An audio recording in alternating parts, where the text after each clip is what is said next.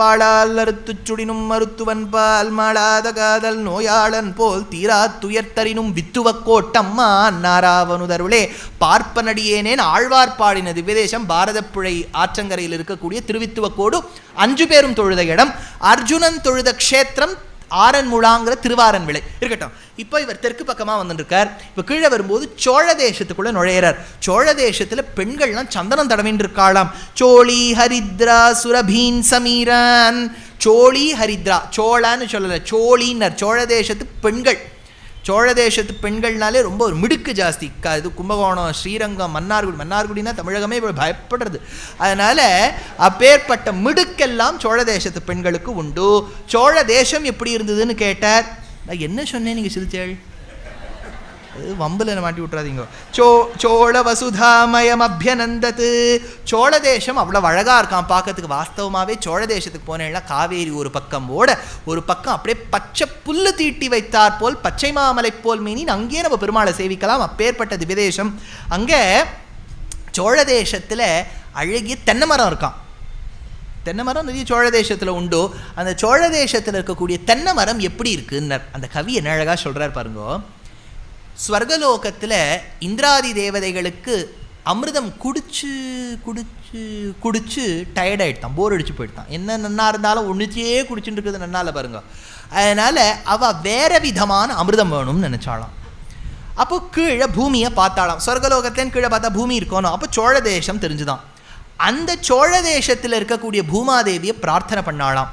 பூமாதேவி தாயாக இருக்கிறதுனால குழந்தைகள் கேட்கறதுங்கிறதுக்காக ஜலத்தை கொடுக்கணும்னு நினச்சாலாம். அமிர்தம் போன்ற ஜலத்தை எப்படி கொடுப்போம்? கையை நீட்டிண்டு கொடுக்கணும். அவள் கையெல்லாம் தென்னை மரம் ஆயிடுத்தான். அவள் கொடுத்த ஜலமெல்லாம் இளநீர் ஆயிடுத்தான். புரியுறதா? இப்போ நீங்கள் மேலேந்து கீழே பார்த்தேன்னா பூமி தேவிங்கிற தாய் தென்னை மரம்ங்கிற கை மூலமாக இளநீருங்கிற அமிர்தத்தை கொடுக்குறாப்புல இருக்கு அந்த ஊரில் இருக்கக்கூடிய தென்னை மரம்னு கவி. காலேன சம்சோகதமா கட்டுமா வேத்ய ஸ்வர்கோகசாமாத சுதார சனிஸ்பிருஹாணாம் அம்பல்லிஹ பலவதஸ்தடனாரிகேலான் சஹ்யாத்மஜா சலில வைவித கானசம்ஸ்த. இப்போ நேர அவர் அந்த சோழ தேசத்துக்கு வரத்துக்கு முன்னாடி திருவேங்கடம் திருப்பதிக்கு போனானாம் அர்ஜுனன். அதை சொல்றார். பக்திக்கு வரம்பாகிய பார்த்தன் பல் தீர்த்தம் அத்திக்கினிக்கும் எத்திக்கினிக்கும் ஆமரவையாடி சிதக்க கோரு விதையாகிய தென்னாட்டின் அணுகி தத்திஷோரி அருவிடத்தில் அரவகிரி சார்ந்தான். மேலே கீழே காஞ்சிபுரத்துக்கு வந்தானாம் அர்ஜுனன். அங்கே இருக்கக்கூடிய அம்பாள் காமாட்சியை சேவிச்சாராம். அங்கே இருக்கக்கூடிய சிவபெருமான் ஏகாம்ரேஸ்வரர்னு பேர். ஏகாம்பிரம்னா ஒத்தமாமரம்னு அர்த்தம். ஏகாம் நேகாட்சரி புவனேஸ்வரி ஏகானந்த மிருதஜரி பாஸ்வரி ஏகாகிரமனோலயகரி ஸ்ரீகரி ஏகாம்ரேஷ கிருஹேஸ்வரி சங்கரி கஞ்ச தளாயதாட்சி காமாட்சி மனோஹரி திரிபுர சுந்தரி கஞ்சதளாயதாட்சி காமாட்சி. அம்பாளை சேவிச்சாராம். அங்கே அர்த்தநாரீஸ்வரராக இருக்கக்கூடிய சிவபெருமானையும் ஏகாம்பரேஸ்வரனை சேவிச்சுட்டு அம்பாளையும் சேவிச்சுட்டு இப்போ நேல பிரம்மா அமைத்த அந்த யாகசாலையை சேவிச்சாராம். பிரம்மா எங்க சார் யாகசாலையை அமைச்சார்னா, பிரம்மா அமைத்த யாகசாலையில் தோன்றியவன் தான் அத்திகிரி அருளாள பேரருளாளனாய் இருக்கக்கூடிய வரதராஜன். द्विरदशिखरि सीम्नां सद्ववान् पद्मयोनेः तुरगसवनवेद्यां श्यामलो हव्यवाहः कलशजलधिकन्या वल्लरी कल्पशाखी कलयतु कुशलं नः कोपिकारुण्यराशिहीन्नर स्वामी वेदांत देशिकन वरदराज पंचाशत्ल श्रीनिधिं निधिम अपारमर्थिनाम् अर्थितार्थ परिदान दीक्षितं सर्वभूत सुहृदं दयानिधिं देवराजम अधिराजमाश्रये नडुत्तर कुरत्ताழ்வான் श्री वरदराज स्तवत्तल अय्यो अंद अश्वमेध यागत्तल செய்த பிரதோஷத்தின் வாசனை வீசுகின்றதேன் வரதராஜ ஸ்தவத்துல அப்பை தீட்சிதர் வாழ் பாடின வரதராஜ பெருமாள்.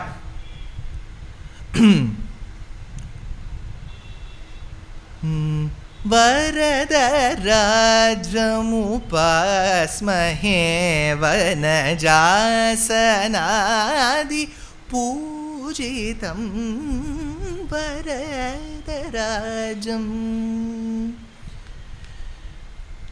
நீலமேகஜிதசரீரம் நிரதிசயானந்தகரம் காஞ்சீநகரவிஹாரம் காளி ரக்ஷிதசோரம் கலிதோஷஹரதீர்த்தப்பிரபாவ குருகுஹாதினதம் கபிலசுகாதிசன்னுதகருடவாரோகம் வரதராஜம். அந்த வரதராஜர் வைகாசி மாதம் விசாக நட்சத்திரத்தன்று பிற்பகலில் அந்த வேதகோஷமும் தமிழ் பிரபந்தமும் ஒலிக்கச் செய்தே கருட சேவையில் வரக்கூடிய கோலத்தை பார்க்கணும்.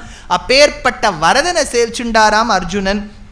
அடுத்தது அதுக்கு கீழே பெண்ணையாத்தங்கரை, பெண்ணையாத்தங்கரைன்னு விழுப்புரத்துக்கு பக்கத்தில் திருக்கோவலூர்னு ஒரு திவ்யதேசம். அங்கே திரிவிக்கிரமனான பெருமாள் மூவர் முதலாழ்வார்கள், பூதத்தாழ்வார், பேயாழ்வார், பொய்கையாழ்வார் மூவர் தமிழர் பாடிய பெருமாளை சேவிச்சாராம். அடுத்தது அஹீந்திரபுரம், திருவஹீந்திரபுரம்ங்கிறது தான் தேவநாத பெருமாள் மலைக்கு மேலே ஔஷதகிரியில் ஹயக்ரீவன் பெருமாள் அந்த வேதாந்த தேசிகனுக்கு கட்டாட்சித்து ஞானானந்தமயம் தேவம் நிர்மல ஸ்பட்டிகாக்கிருதிம் ஆதாரம் சர்வவித்யானாம் ஹயக்ரீவம் உபாஸ்மஹே பசுபதி விதிபூஜ்யா பத்மபத்ராயதாட்சா பணிபதி புரநாதா பாத்துமாம் தேவநாதகான்னு சொல்லக்கூடிய திருவஹீந்திரபுரம்ங்கிற நடுநாட்டு திவ்யதேசத்தில் இருக்கக்கூடிய பெருமாளை சேவிச்சாராம். அஹீந்திரபுரமும் கண்டுகை தொழுதான்.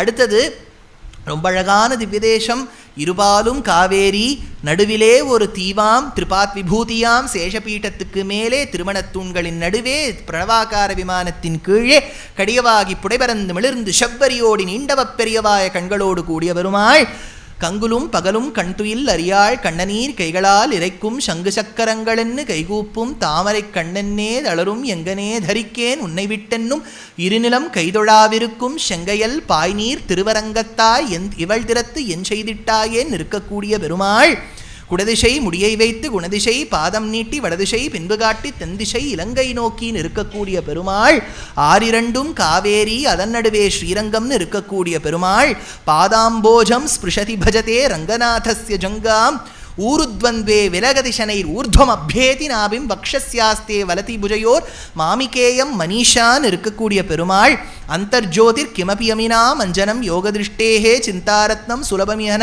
சித்திமோக்ஷானுரூபம் தீனாநாத வியசன சமனம் தெய்வதம் தெய்வதானாம் திவ்யம் சக்ஷு ஸ்ருதி பரிஷதாம் திருஷ்யத்தே ரங்கமத்தியேன்னு இருக்கக்கூடிய பெருமாள்.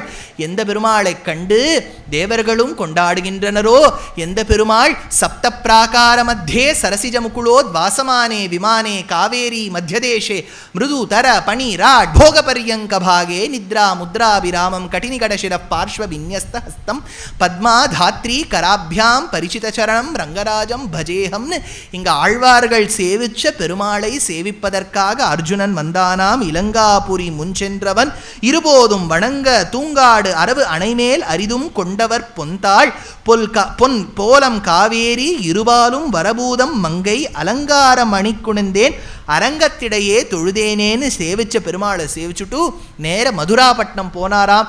எந்த மதுராப்பட்டினம்னு கேட்டார் வில்லிபுத்தூரார். எந்த கைலாய பர்வதத்துக்கு மேலே இருக்கக்கூடிய சிவபெருமானுடைய அழகிய குனித்த புருவமும் கொவ்வை செவ்வாயிற் குமிட்சிரிப்பும் பனித்த சடையும் பவழம் போல் மேனியிட்பால் வெந்நீரும் இனித்த முடையை எடுத்த பொற்பாதமும் காணப்பெற்றால் மனித்த பிறவியும் வேண்டுவதே இம்மாநிலத்தேன்னு நாவுக்கரசர் பாடிய அழகிய தோற்றத்தோடு கூடிய சிவபெருமான் தாக்ஷண்ய ரம்யா கிரிஷஸ்ய மூர்த்திகின்னு தட்சிணாமூர்த்தி உருவில் வந்து ஞானத்தை பிரதிபாலிக்கக்கூடிய பெருமாள்.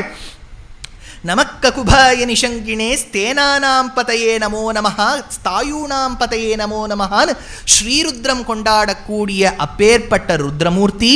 எப்பேற்பட்ட ருத்ரமூர்த்தியை பார்த்து ஞானப்பால் ஞான அருளை பெற்ற ஒரு ஞான சம்பந்தர் வந்து தோடுடைய செவியன் விடையேறியோர் தூவெண் மதிசூடி காடுடைய சுடலைப்பொடி பூசியன் உள்ளம் கவர்கள்வன் ஏடுடைய மலரான் முனைநாள் பணிந்தேத்த வீடுடைய பிரமாபுரம் மேவிய பெம்மான் இவனென்றேன்னு பாடிய சிவபெருமானுடைய ஜட்டாகலப்பத்தில் இருக்கக்கூடிய கொன்றைப்பூவால் படப்பட்ட ஒரு காற்று வீசி வந்து சந்தன மரத்தோட வீசி வந்து மதுராப்பட்டினத்துக்குள்ள சுந்தரேஸ்வர மூர்த்தி மேலே படுறதே. அப்பேற்பட்ட சுந்தரேஸ்வர மூர்த்தியை சேவிச்சானாம் அர்ஜுனன். அடுத்தது மதுரைக்கு ராஜாவா இருந்த சித்திரவாகனன் விடுவனா அர்ஜுனன். அவனுடைய காரியத்தை பார்க்க வேண்டாமா? சித்திரவாகனனுக்கு ஒரு பொண்ணு சித்ராங்கதைன்னு பேர். அந்த சித்ராங்கதைக்கு ரொம்ப ஆசை அர்ஜுனன் மேலே. யார் தான் ஆசைப்பட மாட்டா? உடனே இந்த அர்ஜுனனை கல்யாணம் பண்ணிண்டா. ஆனால் அந்த ராஜா சொன்னார், எங்கள் ஆற்றுல வந்து ஒரு வரம் உண்டு, யார் பெண்ணோ பிள்ளையோ யார் பிறந்தாலும் அவளுக்கு ஒரு புத்திராள் ஒரு பெண்ணு தான். அதனால் எனக்கு ஒரு பொண்ணு, என் பொண்ணுக்கு பிள்ளை பிறக்கிறதோ பொண்ணு பிறக்கிறதோ ஒன்று தான் இருக்கும். அதனால் என் பொண்ணை நான் கூடவே வச்சுப்பேன், அதனால் நீ கொஞ்ச நாள் இருந்துட்டு போயிடுன்னு விட்டார். இது தேவையில்லையேன்னு சொல்லிட்டு அர்ஜுனன் பார்த்தார். அதனால் அந்த பத்னியோடு இருந்து ஒரு பிள்ளையை பெற்றெடுத்தார். பப்ருவாகனன்னு பேர்.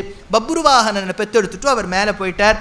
மேலே போன உடனே அழகான ஒரு இடத்துக்கு சென்றாராம். ரொம்ப அழகான இடம்னார். இது எப்பேற்பட்ட இடம்னு கேட்டால் சேத்துக்கரையாம். அந்த சேத்துக்கரையை வர்ணிக்கிறார். எப்படி இருக்கான், மேரு பர்வதம் ஒரு பக்கத்தில் இருக்கான், அதுக்கு கை நீட்டி பார்க்கணும்னு ஆசையா, அது கை நீட்டின இடம் தான் சேதுவாயிடுத்துன்னார் கவி. இன்னொரு இடத்துல சொன்னார், ஒரு பக்கம் விந்திய பர்வதம் நிற்கிறதா, இன்னொரு பக்கம் திரிகோணமலைங்கிற அந்த திரிகூட்ட பர்வதங்கள் லங்கையில் நிற்கிறதா. அது ரெண்டில் எது ஒசத்தின்னு பார்க்கறதுக்கு நடுவில் அந்த தராசு தட்டு வேண்டாமா, அதனால் ஒரு சேது கட்டினா போல இருக்கான். இந்த சேது எவ்வளவு அழகாக இருக்குங்கிறத வர்ணிப்பதற்காக பிராகிருத மொழியில் பிரவரசேனன் ஒரு கவி 2000 வருஷத்துக்கு முன்னாடி 2500 ஸ்லோகங்களில் சேதுபந்தனம்னு ஒரு மகாகாவியம் பாடியிருக்கான். அப்பேற்பட்ட சேது. ஆனால் இது சேதுவான்னு எப்படி கண்டுபிடிச்சார்னு கேட்டார். இப்போ வில்லிபுத்தூரார் சொல்கிறார், அங்கே மணல் வெளியாக இருக்கான், ஒரு கல் இல்லையா ஒரு மரம் இல்லையா. அங்கே அந்த மீனவர்களை போய் கேட்டானாம் அர்ஜுனன், இது எந்த ஊர்னு.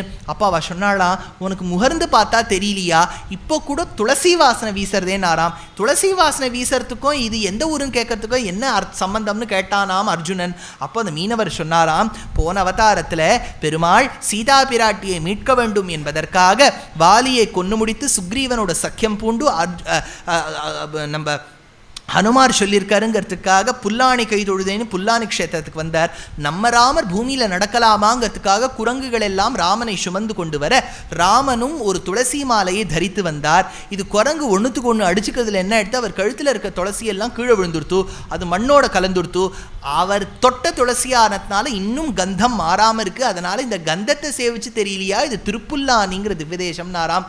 இந்த சேதுக்கரையையும் சேவிச்சுட்டு மேலே அவர் வடகிழக்கு வடமேற்கு இருக்கக்கூடிய கோகர்ண க்ஷேத்திரத்துக்கு போனாராம். கோகர்ண க்ஷேத்திரத்தில் சிவபெருமான் மேல புஷ்பங்கள் சாத்தினாராம். ஏன் புஷ்பம் சாத்தினார்னு கேட்டார் அந்த கவி.